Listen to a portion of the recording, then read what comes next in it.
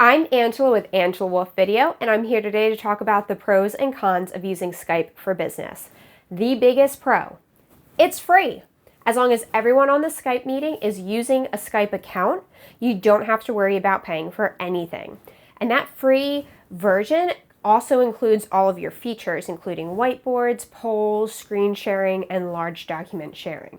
Another great pro is that it integrates really well with Microsoft 365, which is great if that's something your company is already using. Now, we've got two pretty big cons coming up. First one, Skype is notorious for freezing. It has that, classic, everyone's talking and suddenly you're frozen in time.